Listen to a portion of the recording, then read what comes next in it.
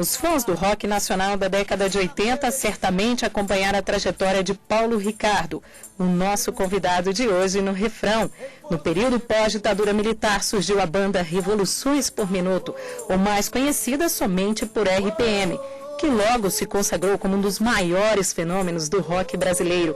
Com uma visão crítica e letras de protesto, o RPM fez história. No programa de hoje, Paulo Ricardo relembra um dos clássicos da banda, Rádio Pirata.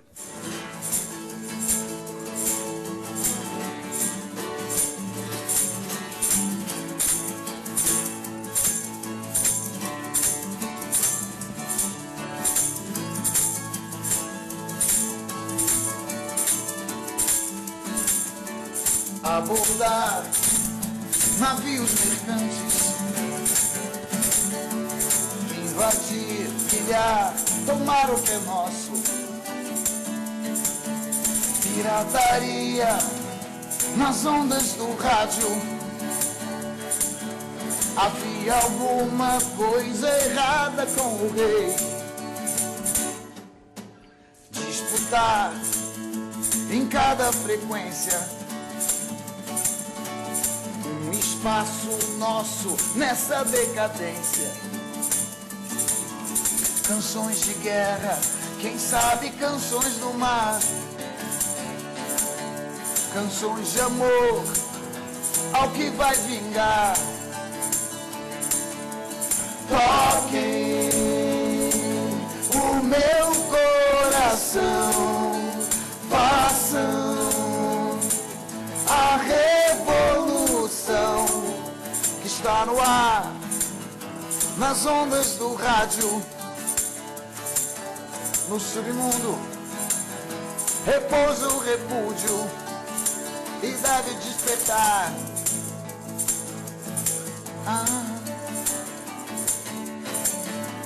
Disputar em cada frequência um espaço nosso nessa decadência. Canções de guerra, quem sabe canções do mar. Canções de amor ao que vai vingar. Quero ouvir o refrão.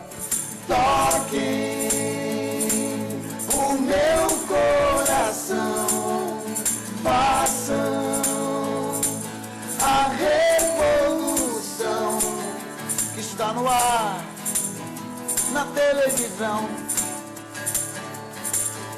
no submundo repousa o repúdio e deve despertar.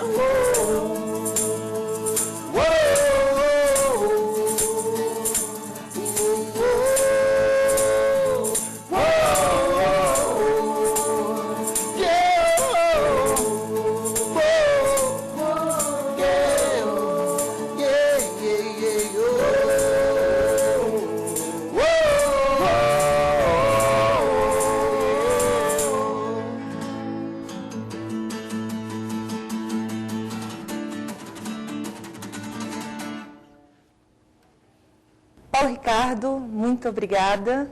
Eu que agradeço. Você já tem uma história jurídica por aí, né? Temos.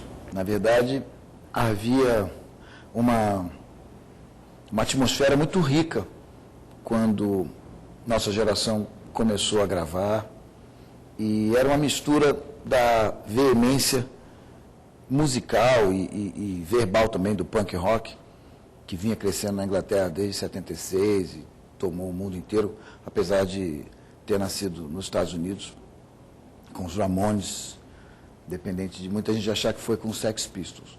Mas, independente disso, esse movimento libertou, de certa forma, os jovens músicos da necessidade de se estudar profundamente o instrumento e de se utilizar o rock and roll como um veículo, enfim, de uma ideia, de uma história.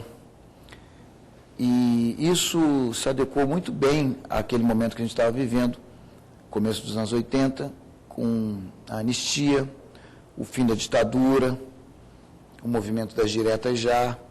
Então, era parte do vocabulário de muitas bandas esse tipo de discurso até um pouco herança daquela fase mais engajada de Chico, de Gonzaguinha, Ivan Lins e tudo mais, mas já com um tom um pouco mais leve, mais otimista diante, né, da possibilidade concreta do fim da ditadura, do fim da censura, principalmente. A censura no Brasil foi uma das mais fortes armas durante o regime militar. Todas as expressões artísticas e culturais passavam pelo crivo do governo autoritário. Peças de teatro, notícias na imprensa e até versos publicados levavam carimbos de censura, se fossem considerados subversivos. Este documento relata uma conversa entre o então ministro da Educação, Ney Braga, e o compositor Chico Buarque sobre a censura. No trecho, o cantor fala que ele e os seus companheiros são frequentemente importunados em casa pelos policiais, vivem afastados dos palcos e são tratados como marginais.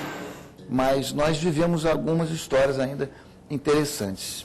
Eu comecei a escrever sobre música em 80, 81 e fiz uma resenha do primeiro disco da Blitz, As Aventuras da Blitz. Esse disco é considerado um marco desse movimento do rock brasileiro dos anos 80, com o compacto de Você Não Soube Me Amar vendendo mais de 600 mil cópias e chamando a atenção das grandes gravadoras para esse movimento. Eu tenho esse disco lá em casa até hoje. As Aventuras da Blitz. Você tem um vinil? Tenho, vinil. Então você deve saber que a última faixa do vinil, Esquizofrenético Blues, vinha arranhado. Ele está todo arranhado. Exatamente. Isso foi uma das manifestações mais truculentas que eu já vi no meu tempo da censura. Na época do vinil, a agulha, teoricamente de diamante, corria sobre os sulcos. E se você não ficasse muito atento, de repente a agulha ia cair lá, e estragar essa agulha. Terríveis, feitos assim, tipo, na ponta da faca, estragar sua agulha, era uma coisa cara, agulha, caro. Além da questão da censura em si, e tudo isso por causa de um simples e inofensivo puta que o pariu, que o Evandro dizia no meio da música. Até 1988 havia a possibilidade do Poder Executivo censurar as obras artísticas, as obras intelectuais, os produtos de comunicação, e a partir da nossa Constituição Federal de 1988, o Poder Executivo deixou de ter essa prerrogativa. Assim, hoje em dia, não há mais a possibilidade a priori de acontecer um caso tão triste como o contado pelo Paulo Ricardo, de repente um artista fazer uma obra musical e ela, antes de ser levada ao ar, antes de ser transmitida, deixar de ter contato com o público por meio de uma atitude unilateral do Poder Executivo de então, né? O que aconteceu no Brasil, principalmente durante o período de 64 a 85, né, foi um grande desestímulo às obras artísticas que esperamos hoje, né, seja cada vez mais superado, não só com a Constituição que foi criada em 88, mas também com as legislações infraconstitucionais que têm surgido desde então.